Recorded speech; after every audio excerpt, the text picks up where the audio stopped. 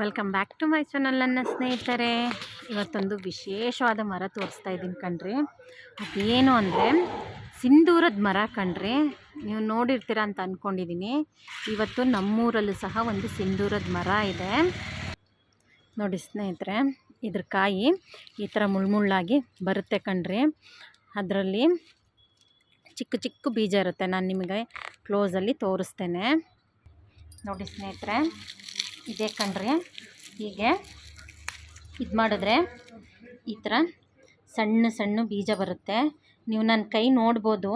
ನಾನು ನಿಮಗೆ ಮುಂಚೆನೇ ಆಲ್ರೆಡಿ ಟೆಸ್ಟ್ ಮಾಡಿ ನೋಡಿದ್ದೆ.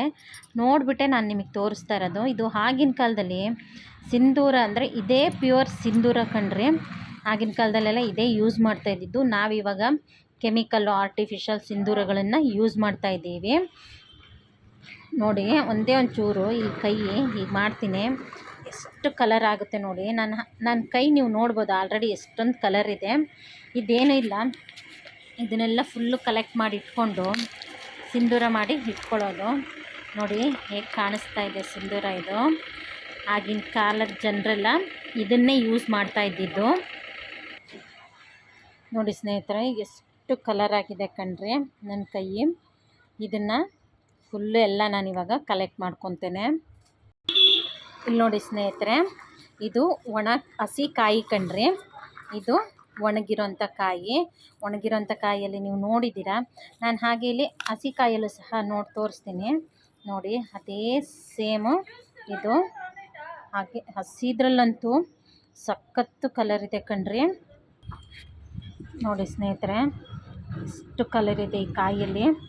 ಒಳ್ಳೆ ಈ ದೇವಸ್ಥಾನದಲ್ಲೆಲ್ಲ, ಈ ಆಂಜನೇಯ ಸ್ವಾಮಿ ದೇವಸ್ಥಾನದಲ್ಲೆಲ್ಲ ಕೊಡ್ತಾರೆ ನೋಡಿ ಸಿಂಧೂರ ಇಟ್ಕೊಳ್ಲಿಕ್ಕೆ. ಆ ಥರನೇ ಕಾಣಿಸ್ತಾ ಇದೆ ಸ್ನೇಹಿತರೆ. ಇಲ್ಲಿ ನಾನು ನಿಮಗೆ ತೋರಿಸ್ತೇನೆ ನೋಡಿ, ಎಷ್ಟು ಚೆನ್ನಾಗಿದೆ. ಇದು ಗ್ರೀನ್ ಕಲರು.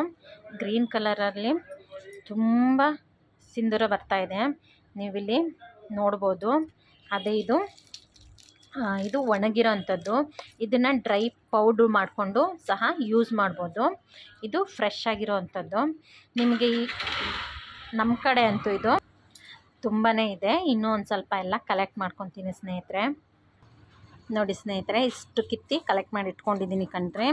ಇದನ್ನು ನಾನಿವಾಗ ಏನು ಮಾಡ್ತೀನಿ ಅಂದರೆ ಎಲ್ಲದೂ ನೀಟಾಗಿ ಬಿಡಿಸಿ ಕ್ಲೀನ್ ಮಾಡಿಕೊಂಡು ಪೌಡ್ರ್ ಮಾಡಿ ಒಂದು ಡಬ್ಬದಲ್ಲಿ ಇಟ್ಕೊಂಡು ಬೇಕಾದಾಗ ಕೊಬ್ಬರಿ ಎಣ್ಣೆಯಲ್ಲಿ ಅಥವಾ ನೀರಲ್ಲಿ ಕಲಸಿ ಹಣೆಗೆ ಇಟ್ಕೊಳ್ಳೋದು. ನಿಮಗೆ ಈ ಇನ್ಫಾರ್ಮೇಷನ್ ಇಷ್ಟ ಆಯಿತು ಅಂದರೆ ಸಾನಿಧಿ ಸಿಂಪಲ್ ಅಡುಗೆ ಮನೆ ಚಾನಲ್ನ ಸಬ್ಸ್ಕ್ರೈಬ್ ಮಾಡ್ಕೊಳ್ಳಿ, ಲೈಕ್ ಮಾಡಿ, ಶೇರ್ ಮಾಡಿ, ಸಪೋರ್ಟ್ ಮಾಡಿ. ಇನ್ನೊಂದು ಸಲ ಮರನ ತೋರಿಸ್ತೀನಿ ಸ್ನೇಹಿತರೆ ನೋಡಿ. ಸ್ನೇಹಿತರೆ, ಮರ ಹೀಗೆ ಬರುತ್ತೆ.